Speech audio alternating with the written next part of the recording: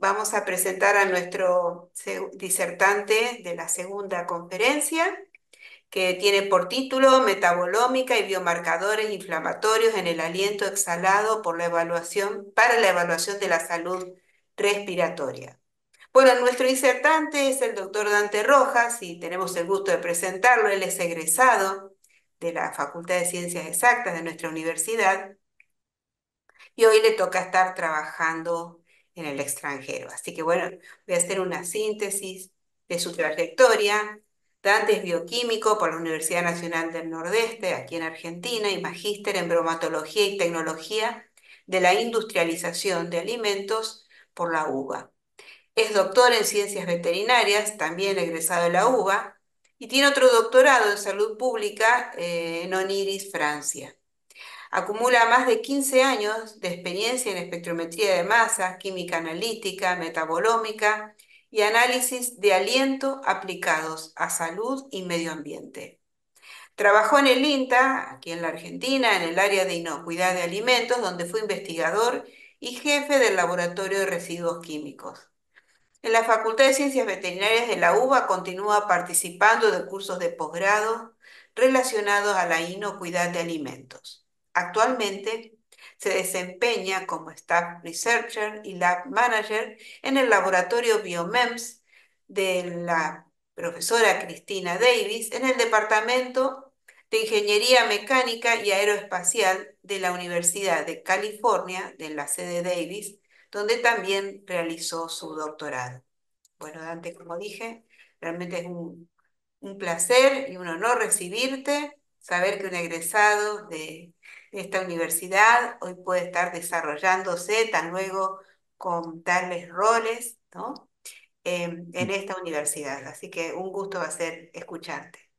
Bueno, gracias Laura. La verdad que es un placer estar de nuevo en mi casa, en la UNE. Así que, bueno, encantado. Muchas gracias por la invitación y quiero contar que acepté con mucho gusto la invitación.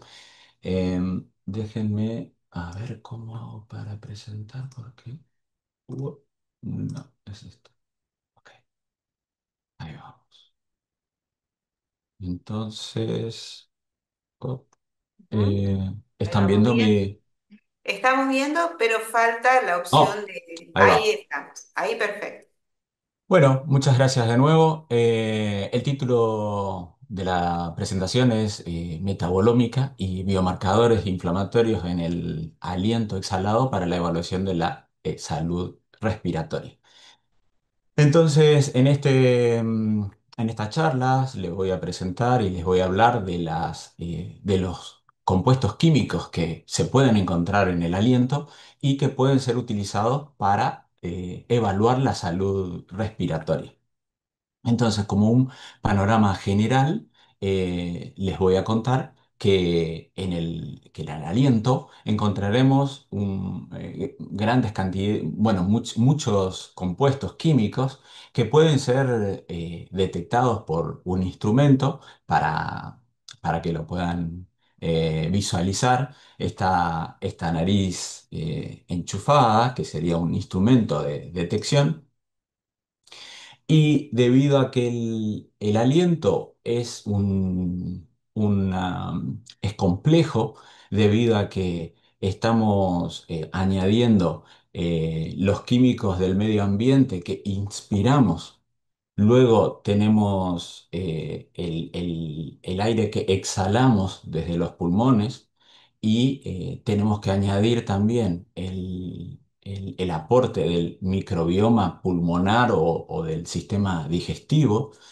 Todo esto va a constituir una matriz compleja con muchos componentes químicos.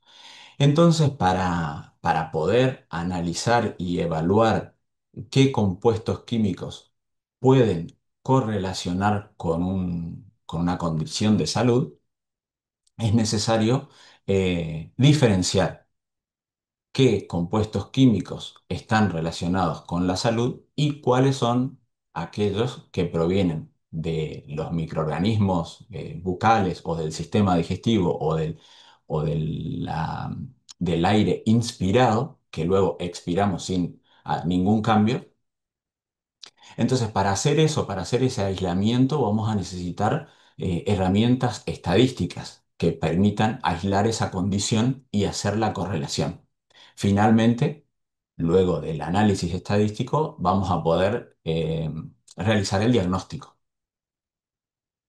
A ver, ok, bien, bien. Bien, entonces, como una muestra, como un ejemplo de cómo los compuestos volátiles que emanan del cuerpo pueden ser utilizados para, mm, para el diagnóstico de salud, quiero, seguramente algunos se acordarán del caso de la enfermera en Escocia, que que detectó en la espalda del marido un cambio de aroma, un cambio de olor, y luego, y años posteriores a este cambio detectado por la, por la mujer, le diagnosticaron Parkinson. Entonces, un grupo de investigadores la citó al laboratorio y le presentaron diferentes individuos, algunos de ellos con Parkinson y otros sin, como un grupo control sin la enfermedad. Y ella fue capaz de determinar con un 100% la, a los individuos con el Parkinson. Así que después este mismo grupo de investigadores desarrolló, y todavía se encuentra trabajando en eso, un sistema diagnóstico para detectar los componentes químicos que identifican y correlación con esta situación de salud del Parkinson.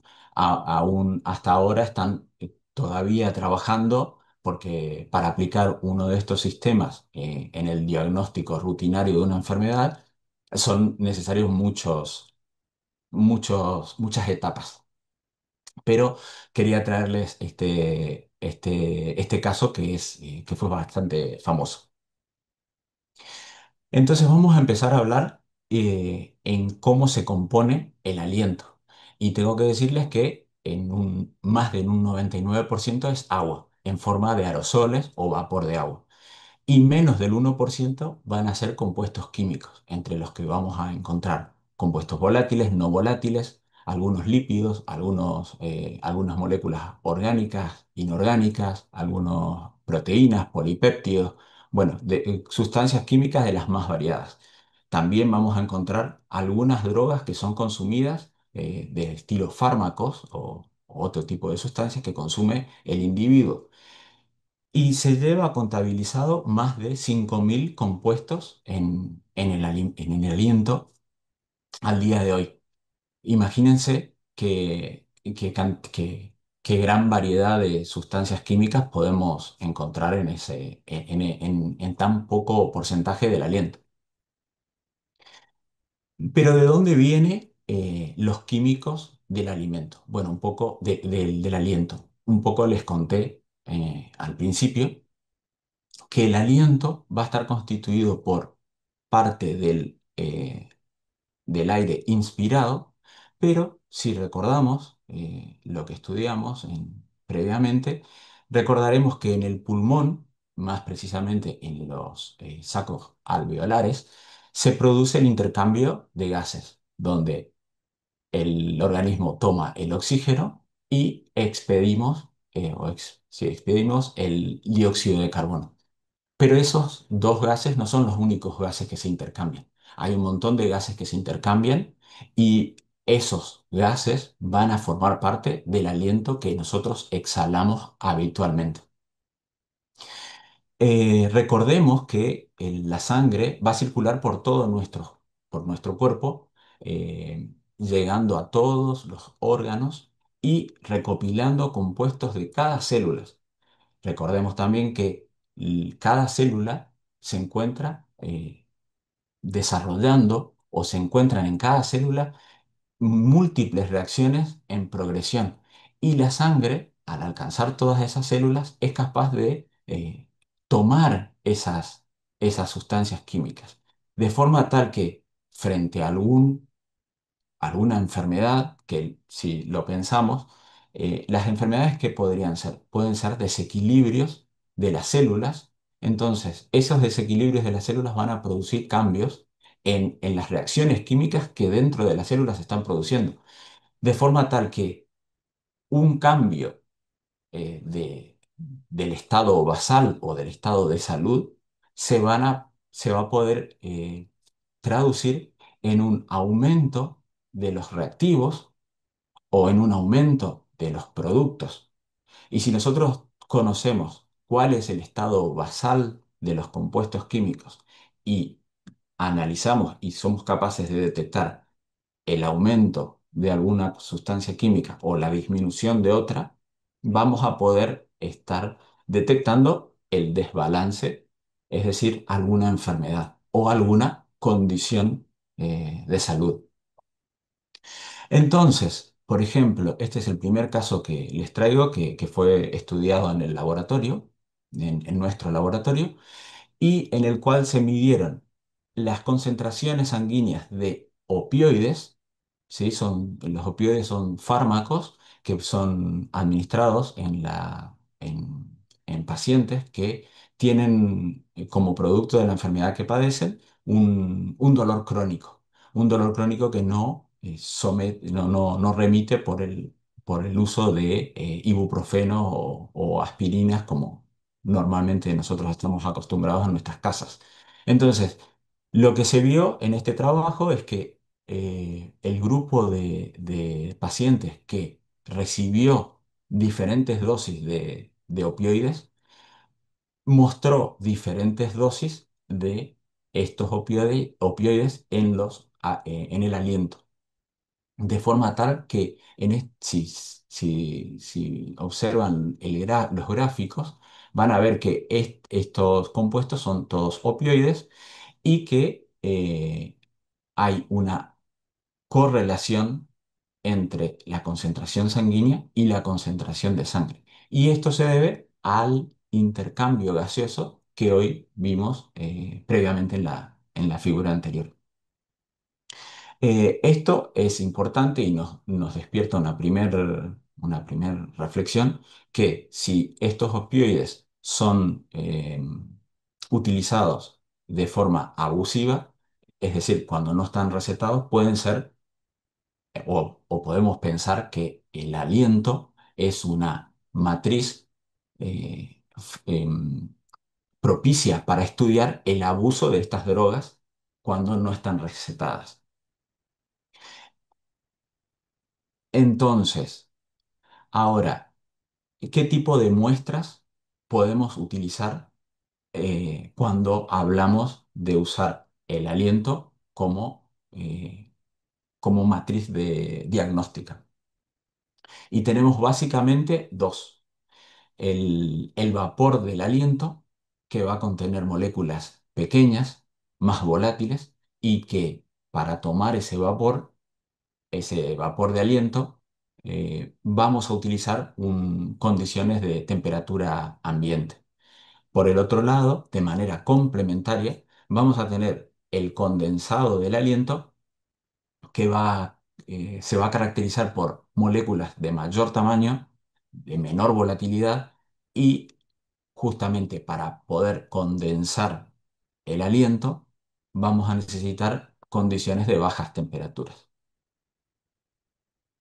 Entonces, en principio voy a hablarles de cómo se usa o cómo se trabaja en el laboratorio con el vapor del aliento.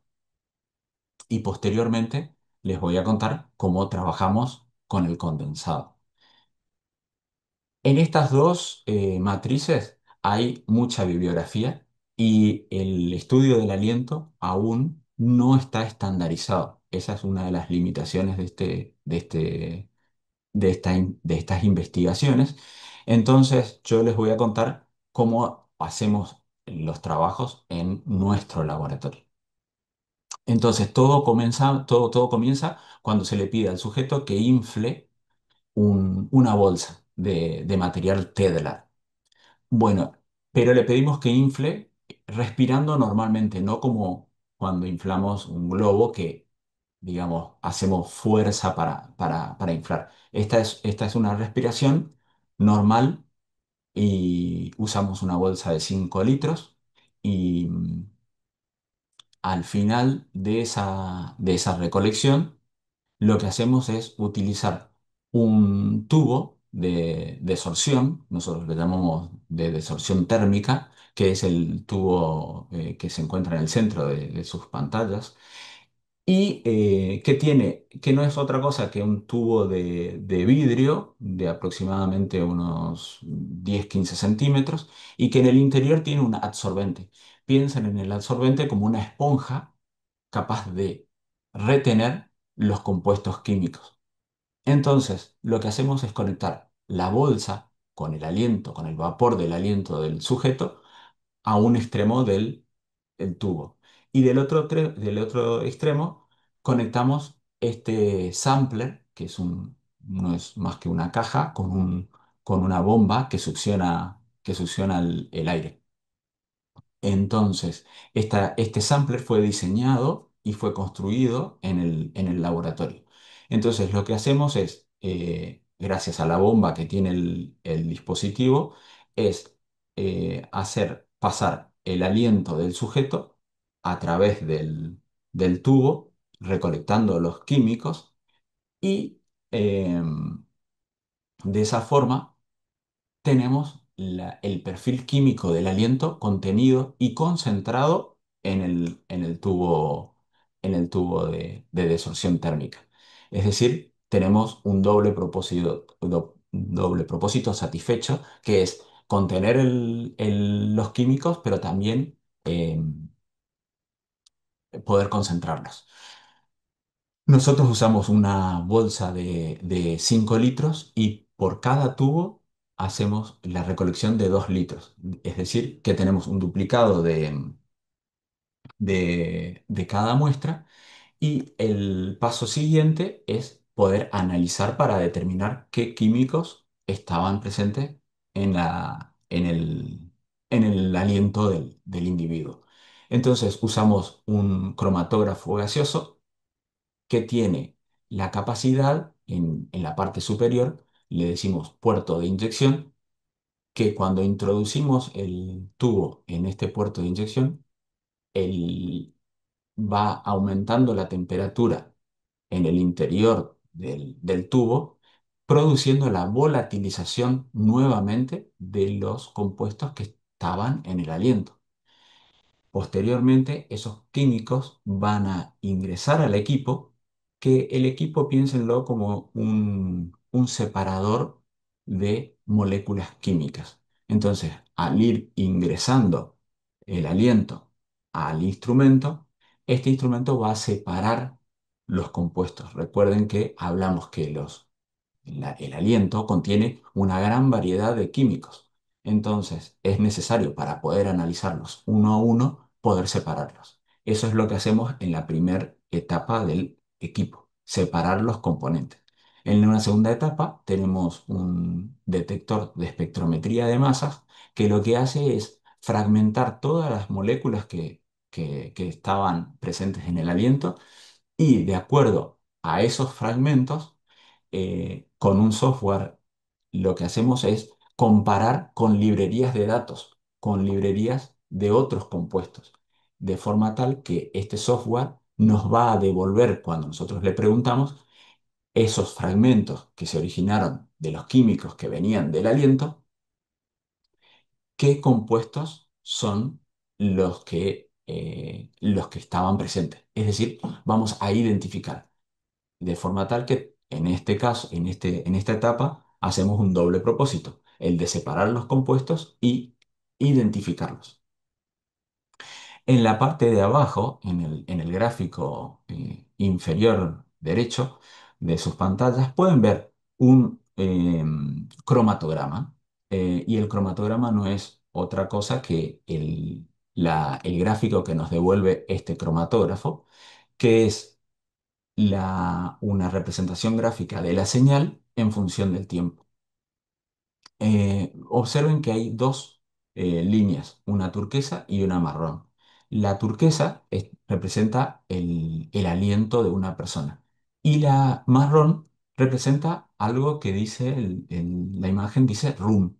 Bueno, porque, ¿qué pasa? Cuando nosotros manipulamos el tubo de desorción térmica, frecuentemente tenemos que destapar, conectarlo a la bolsa, destaparlo, volverlo. Bueno, es decir, durante la manipulación, este absorbente entra en contacto con los químicos del ambiente, de la habitación a la que estamos trabajando. Entonces, puede estar contaminado con los químicos de la habitación. Entonces, lo que nosotros hacemos es, a propósito, tomamos otro tubo diferente al de las muestras y hacemos ingresar los químicos del ambiente. Esto lo hacemos para que después, cuando superponemos en los gráficos, ustedes pueden ver que hay en el aliento, vemos señales más altas que las que están presentes en en la señal marrón. Entonces, el siguiente paso es sustraer la señal obtenida de la habitación para que en la señal resultante y podamos analizar las señales provenientes solamente del aliento del individuo. Entonces, eso es un poco lo que vamos a hacer acá también. Eh, Acto seguido, después de la toma de muestra, lo que vamos a hacer es el análisis de datos. Y para este fin, lo que se hace es emplear herramientas metabolómicas o también pueden encontrar con el nombre de herramientas de quimiometría. Entonces, pero básicamente lo que queremos hacer es eliminar los químicos provenientes de otras fuentes, dejar solamente los químicos provenientes del aliento y posteriormente correlacionar esos químicos con la situación de salud o con la condición de salud del paciente. Entonces, para hacer eso, el primer paso del análisis de datos es realizar una deconvolución y alineamiento de picos. Cada pico constituiría potencialmente un químico diferente. Y como nosotros cada pico vamos a tratar de correlacionarlo con una condición de salud, para nosotros también eso sería, un pico sería una variable de análisis.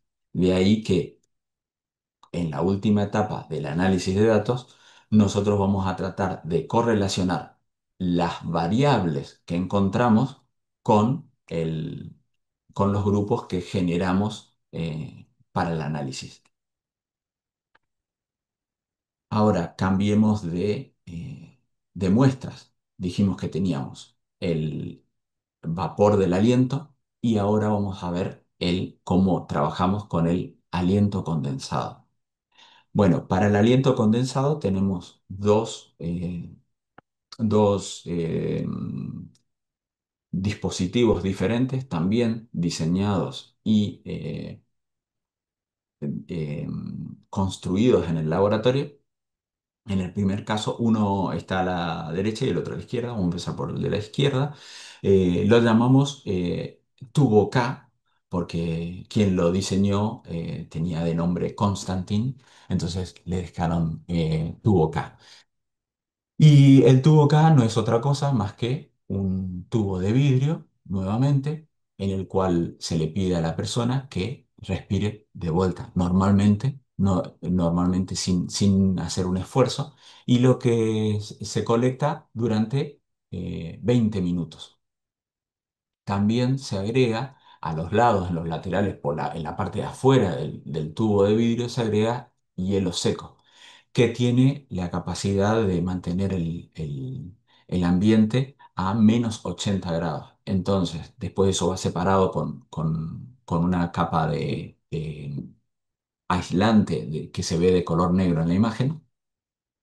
Entonces, de forma que el aliento, luego de ser expirado por por el sujeto, alcanza los -80 grados y obviamente se condensa. También, si ven la parte inferior de la boquilla por donde está respirando el individuo, vemos que tiene una trampa de saliva. Eso se hace porque la saliva puede contener enzimas que van a degradar los compuestos químicos y eso es algo que nosotros no deseamos, entonces tiene una especie de reservorio donde va a ir conteniendo, que va a ir capturando la saliva del individuo. Posteriormente eso se saca el- el tubo de vidrio y el aliento queda como una especie de escarcha, de manera tal que usando un émbolo se remueve esa escarcha y se obtiene la muestra. En el segundo dispositivo es denominado microcondensador y lo que se hace es mediante esta membrana que está, bueno, no sé si la ven, pero tiene una membrana donde se condensan las gotitas de aerosol del aliento. Posteriormente, con una pipeta o con un instrumento, se toma el líquido. La diferencia es que en un caso va a ser un condensado y en el otro también es un condensado, pero uno en fase sólida y el otro en fase líquida. Y acá tenemos de vuelta un esquema del flujo de trabajo que hacemos cuando tenemos la muestra del condensado. Básicamente, luego de comenzamos por la izquierda, em, luego de tener la muestra, lo que se hace es liofilizar para eliminar el contenido de agua de la muestra y se reconstituye en un solvente apropiado para el análisis de nuevamente un cromatógrafo. En este caso, como vamos a analizar sustancias no volátiles, vamos a utilizar un cromatógrafo líquido y a diferencia del cromatógrafo que utilizamos en el vapor, este que es un cromatógrafo gaseoso.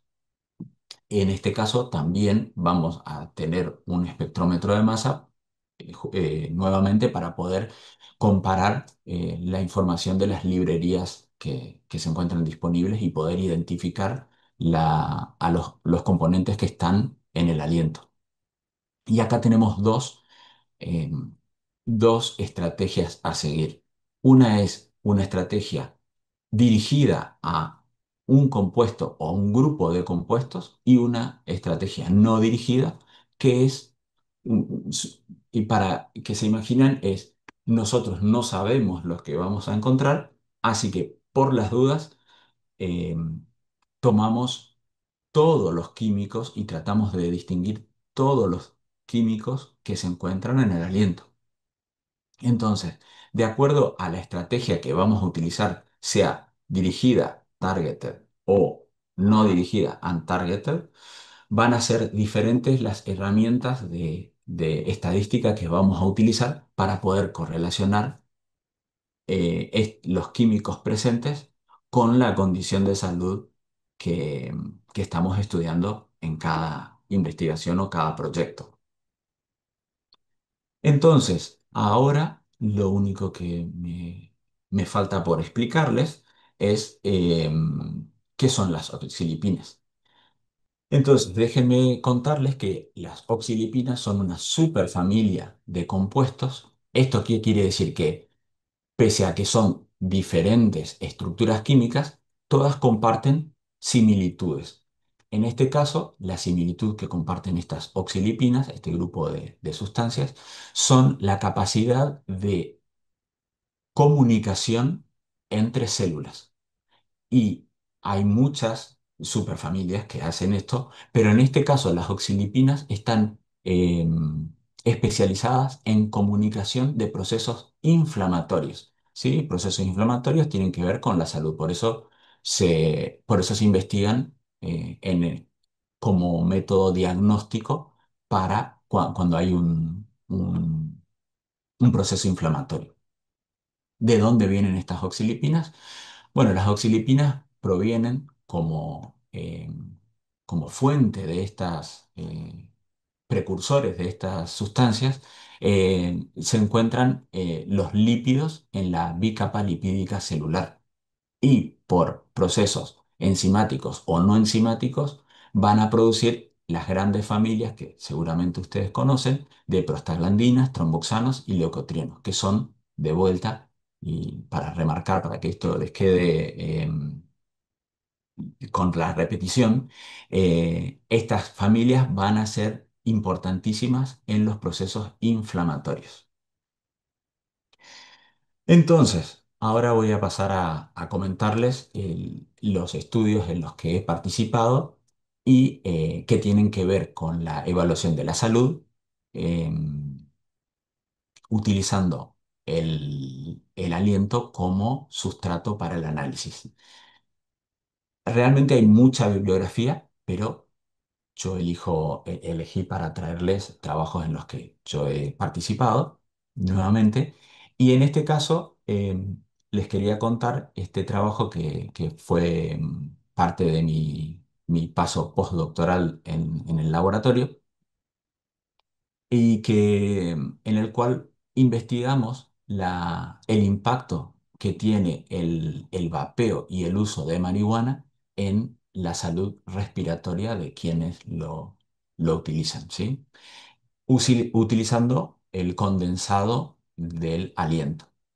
Para eso colectamos 254 muestras de pacientes, bueno, no pacientes, de personas que caían en uno de estos grupos, los que nunca fumaron, los fumadores de cigarrillo, los fumadores de marihuana, los usuarios del vapeo con nicotina o también los cigarrillos electrónicos y aquellos que utilizan para vapear THC y el último grupo, personas que simultáneamente realizan más de dos de estos hábitos. En este caso hicimos las dos estrategias que les comentaba anteriormente, una targeted, donde vamos a buscar 55 oxilipinas que teníamos en el laboratorio, y una estrategia untargeted para ver qué otras cosas más podíamos ver. Entonces, cómo clasificamos los individuos en grupos? De acuerdo a la pregunta si habían utilizado en los últimos 30 días estos dispositivos, es decir, los cigarrillos electrónicos, los instrumentos de vapeo, o si eran fumadores o habían fumado en los últimos tabaco en los últimos 30 días o habían fumado marihuana en los últimos 30 días y después un grupo que nunca lo habían hecho o que o que no estaban fumando en los últimos 30 días. Como pueden imaginar, las respuestas fueron variadas. La mayoría de las personas que fuman tabaco también simultáneamente fuman marihuana o usan dispositivos de vapeo.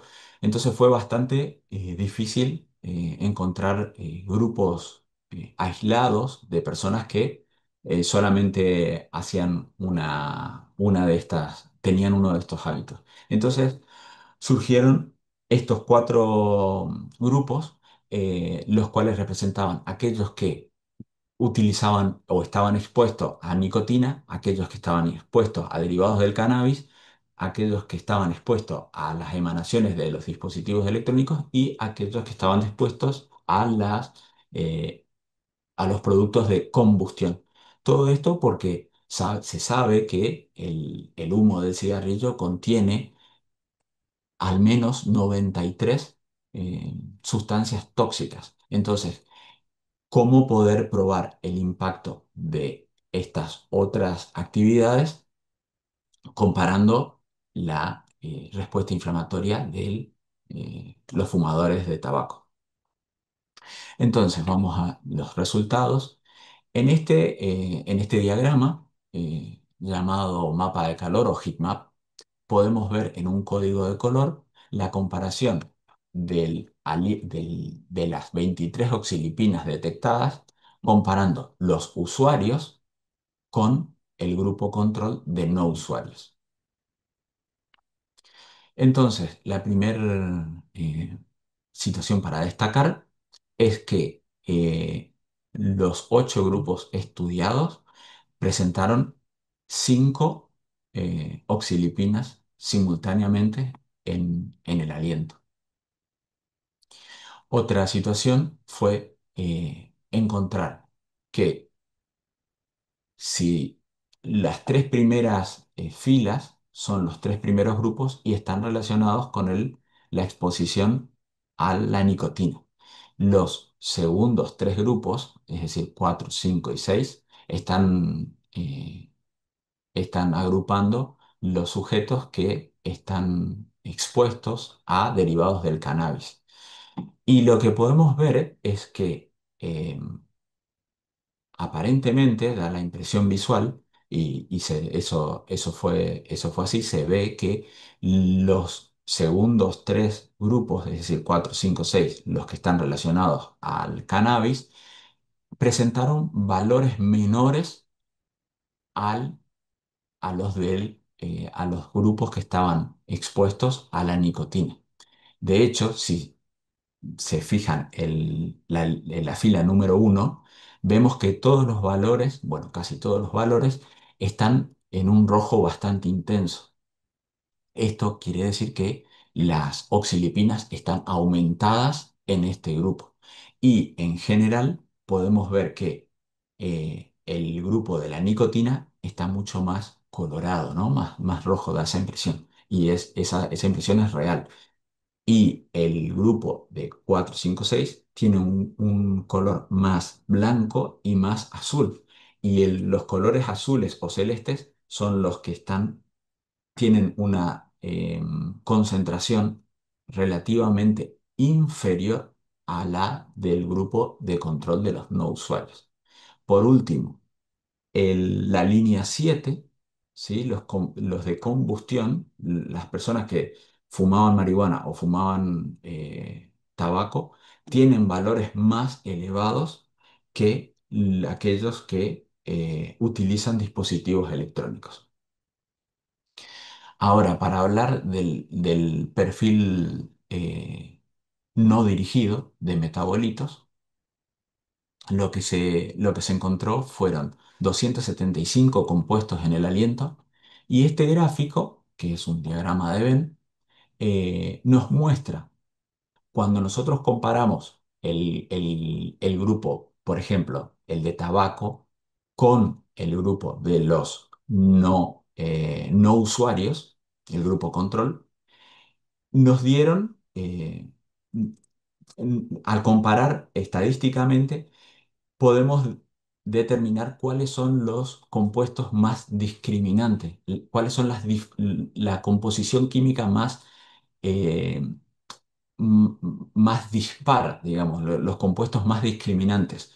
Entonces, cuando comparamos esos compuestos discriminantes entre los fumadores de tabaco, de marihuana, de nicotina y los usuarios de los THC, los vapeadores de THC, y comparamos la identidad química, vemos que muchos se superponen. Por eso la idea de representarlos en un diagrama de Venn.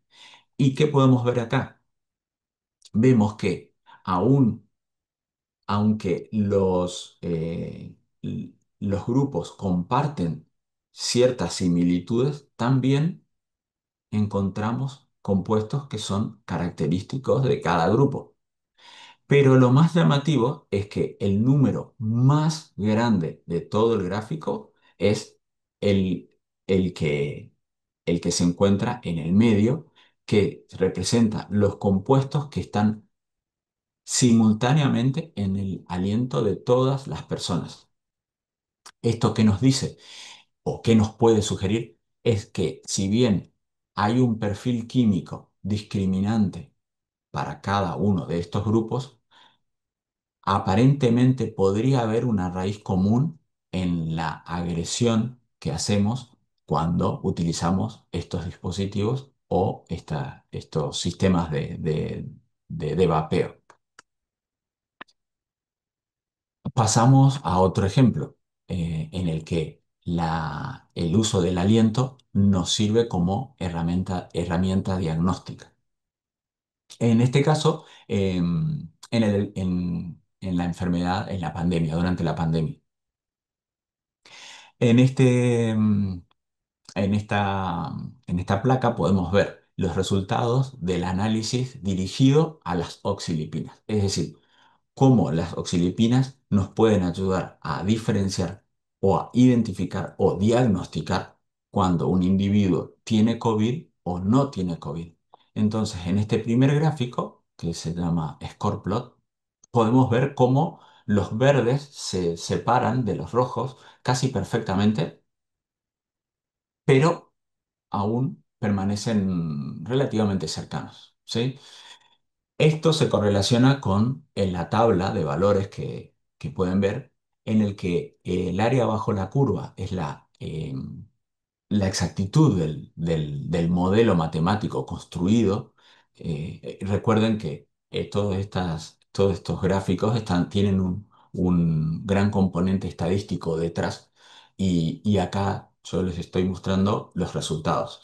Entonces, este parámetro de área bajo la curva, que es AUC, es en realidad lo que nosotros conocemos como la exactitud del modelo para separar los controles de los pacientes infectados utilizando la concentración de oxilipinas en el aliento. Después tenemos los parámetros de sensitividad y de especificidad, que no es otra cosa que la capacidad que tiene el modelo matemático de identificar los sujetos pertenecientes a un grupo o al otro. Por último, quiero mostrarles, no es la última placa, ¿no? Pero relacionado a las oxilipinas, quiero mostrarles que en rojo estaban en el gráfico de barras inferior, se ven en rojo las concentraciones de las oxilipinas, y vemos que en todos los casos los pacientes con COVID tuvieron un aumento o tienen mayor contenido de cada una de las 15 oxilipinas que se encontró como discriminantes.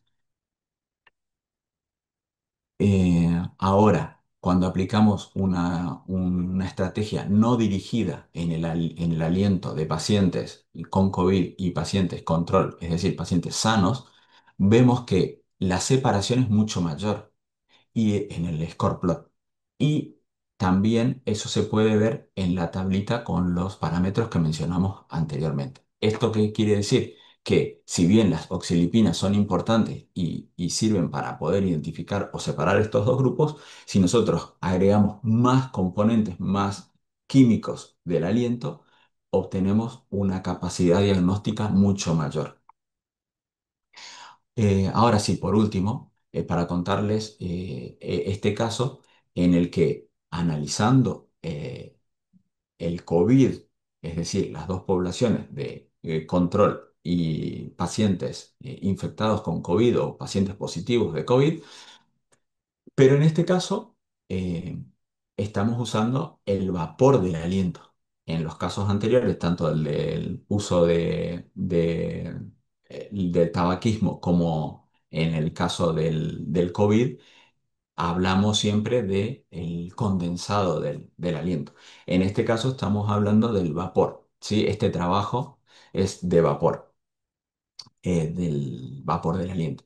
Y lo que vimos acá es que cuando, luego de recolectar el aliento de los pacientes, antes de saber que había varias olas, no sé si se acuerdan que durante la pandemia todos hablábamos del COVID, COVID, COVID, y de repente empezamos a hablar, no, la ola del Delta, la ola Omicron, y bueno, y así diferentes cepas mutantes del primer virus. Lo que pasó en el laboratorio fue que este laboratorio trabajó conjuntamente con otras universidades en el primer test diagnóstico de COVID con el uso del aliento. Y ese test fue aprobado por la FDA, pero ¿qué pasó? Al seguir avanzando la pandemia, lo que se vio es que ese test, que en principio era muy bueno para predecir cuándo o diagnosticar cuándo un individuo tenía COVID o no tenía COVID, empezó a perder validez, empezó a perder la capacidad diagnóstica. Luego, al enterarnos de que había diferentes cepas, se empezó a utilizar esa información, y pueden ver acá en la tabla, se puede ver la primer columna, que es cuando nosotros eh, mezclamos el agente externo de la cepa mutante Delta con la cepa mutante Omicron, todos juntos, eh, los valores de 0,73, 0,70 y 0,61 son muy bajos, no son, no son tan buenos, ¿sí? Ahora, cuando separamos a los individuos de acuerdo a la cepa mutante que está infectando al paciente, los valores aumentan y se acercan a uno, que es lo deseable para un diagnóstico. De todos modos, acá la limitación fue que el laboratorio no contaba con la tecnología para diferenciar la ola delta, la infección con COVID mutante delta y el COVID mutante Omicron. Entonces, lo que se hizo en el laboratorio fue, de acuerdo al pico de la fecha de la delta, se les asignó ese agente etiológico. Y cuando fue el pico de Omicron, se le asignó el otro agente. De forma tal que, si bien el modelo matemático mejora en la predicción al tomar en cuenta el agente infectante, eh, aún así, los valores no son tan buenos como los gráficos que les mostré anteriormente. Y acá, otra cosa que quiero destacar es que el análisis del aliento al día de hoy todavía está en sus primeros pasos. Entonces, la mayoría de estos estudios que todavía estamos realizando en el laboratorio son, eh, son estudios para demostrar la validez del aliento como una matriz válida para el diagnóstico de salud. Entonces, de nuevo, para recordar y contarles que el diagnóstico, el uso diagnóstico del aliento todavía tiene muchas limitaciones. Y me gustaría recordar que los químicos que se encuentran en él son realmente están en concentraciones muy bajas. Para tener una idea, sería como poner una cucharada de azúcar en una pileta enorme y tener que buscar azúcar en esa pileta. Es realmente muy difícil, y por eso buscamos estrategias para poder concentrar la presencia de los químicos. También mencionamos que el aliento, al- a- al estar constituido por el aporte de el microbioma del sistema digestivo, de los cambios gaseosos alveolares, de los químicos que se encuentran en el aire inhalado.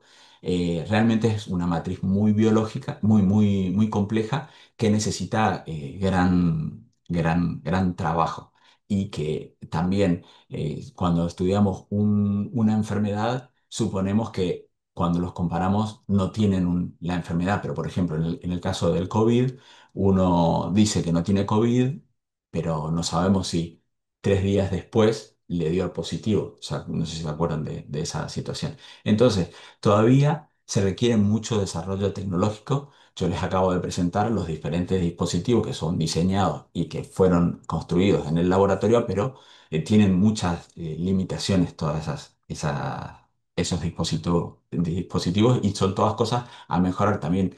No se olviden que todavía no se está trabajando, pero todavía no se llega a un consenso general entre todas las personas que estudian el aliento para poder estandarizar el momento del día de la toma de muestra, el volumen. Yo les contaba que nosotros tomamos 2 litros, pero quizás en otra parte del mundo están tomando un poco más, tomando un poco menos. Bueno, nosotros trabajamos con los tubos, otra gente trabaja con otros dispositivos. Bueno, hay una gran variedad como para poder comparar nuestros resultados con los de otros investigadores.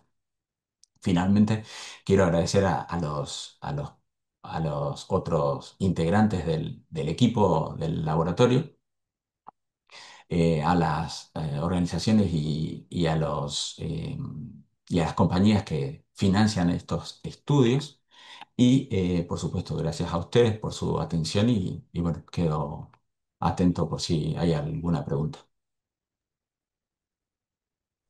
Muchísimas gracias, Dante, por tu exposición, realmente muy clara. También se valora ese estudio contemporáneo que está, o sea, estás contando lo que están investigando, tal cual también lo hizo Guillermo, y eso se valora porque este es un simposio de ciencia donde justamente lo que se quiere mostrar es esto, el desarrollo de la ciencia, cómo se la encara, cómo se la piensa, los inconvenientes que uno atraviesa. Por supuesto que es muy lindo ver casos resueltos, ¿no? Bueno, a partir de ahora esto ya es un desarrollo que está puesto a disposición del público. Pero bueno, si queremos mostrar ciencia es esto, ¿no? Qué obstáculos uno va salteando o sorteando, y qué otras cuestiones se nos ponen delante, fundamentalmente lo que señalaste varias veces, la estandarización y el ponerse todos de acuerdo y el saber que ese resultado realmente refleja lo que uno está entendiendo que es un diagnóstico. Bueno, y puntualmente la temática que abordás es sumamente interesante, ¿no? Realmente a quien no le interesa que la muestra sea aliento, como bioquímica lo digo, y no sangre, ¿no? Con lo que este, complica, Es- pensando en niños, por ejemplo, o personas que cuesta obtener una muestra de sangre, la gente muy mayor, bueno, qué versátil que es. Pero claro, tenemos todo ese desafío de que esa muestra va a tener un poco de todo nuestro aparato respiratorio y digestivo, ¿no? Que termina justamente, esas moléculas volátiles van a terminar en la boca. Así que mostrar esa complejidad de la muestra, algo que parece simple al comienzo, no es tan sencillo cuando la muestra es tan compleja y a la vez, como bien señalaste, tan escaso, ¿no? Dentro de esa muestra. No es lo que más abunda. Así que bueno, creo que es un hermoso ejemplo para que nuestro público, más que nada si hay estudiantes, becarios, ¿no? Se proponen abordar la ciencia, bueno, sepan que este es el trabajo a realizar, que a muchos nos apasiona, ¿no? El ir descubriendo incógnitas y sorteando obstáculos.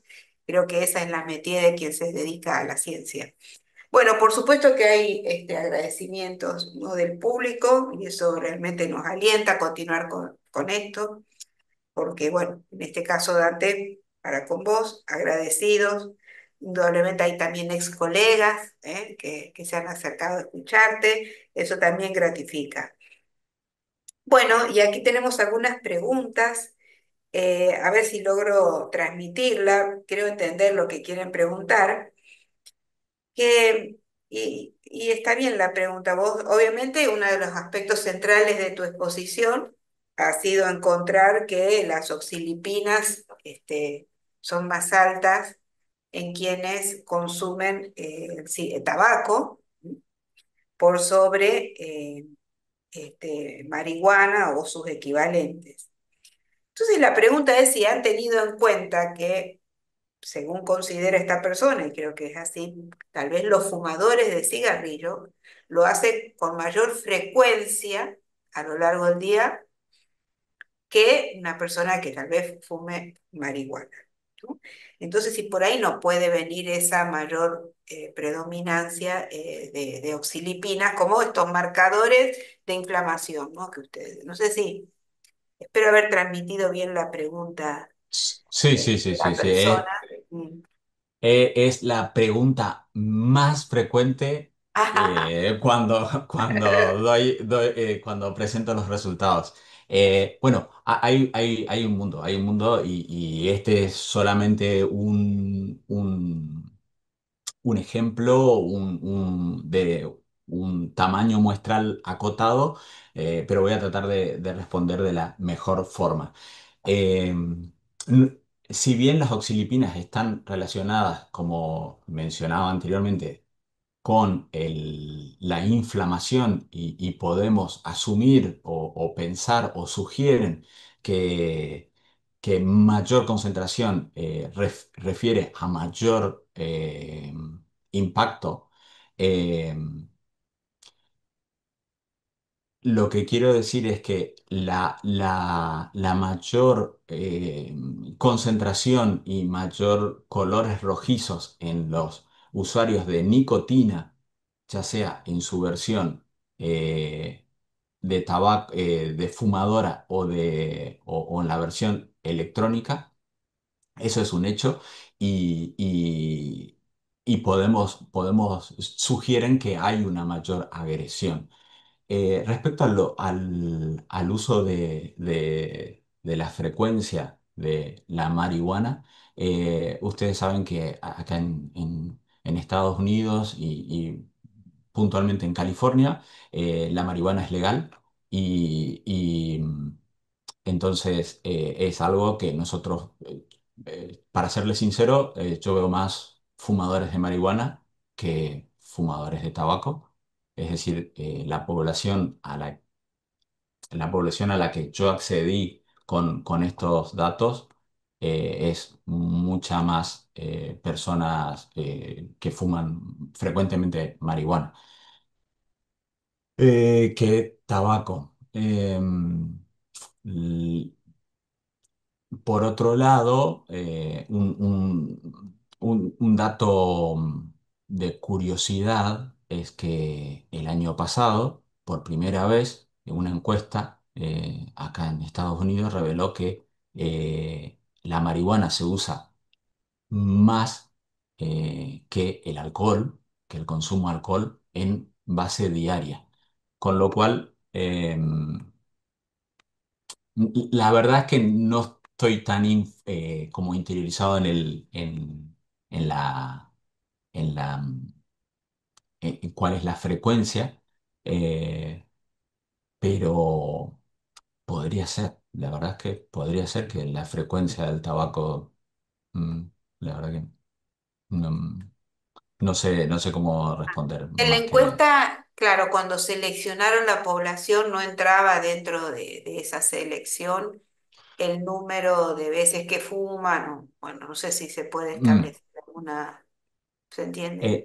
Sí, sí, sí. Lo único que preguntábamos para categorizar a la persona fue si habían fumado Ajá, en los últimos claro. 30 días. Eh, pero sí, es válida la pregunta y Claro. le agradezco al oyente la pregunta. Ajá. Sí, algo que es llamativo, esto es mi comentario, que baje los niveles, ¿no? Respecto al control, o sea, el azul, eso llamó la Bueno, atención. eso llamó la atención, pero bueno, seguramente, no sé, ¿vieron que el aceite de marihuana, por su contenido de Ujú. cannabinoides, es Sí, también muchas veces recetado en enfermedades que sí, tienen un dolor crónico? sí, sí, sí. Entonces, yo que se plantea en el artículo es quizás el efecto regulador de los cannabinoides en la inflamación tengan un rol principal en estos resultados. La verdad es lo que encontramos es esto y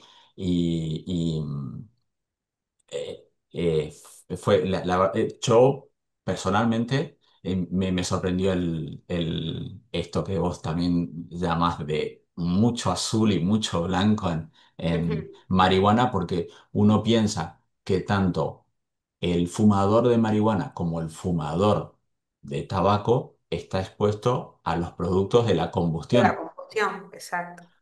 Entonces yo esperaba resultados más similares. Ujú.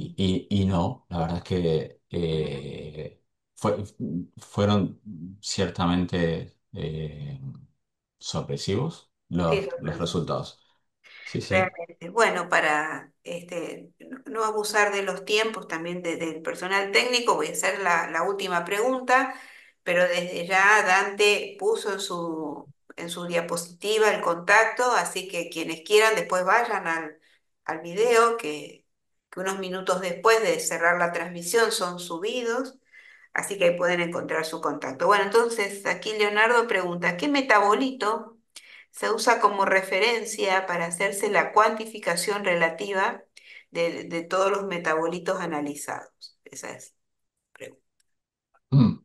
Em, de todos los metabolitos analizados, no, la verdad es que no. ¿Puedes repetir la Sí, pregunta?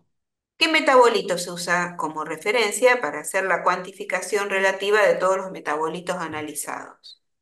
Si hay Oh, algo- ok, ok, ok.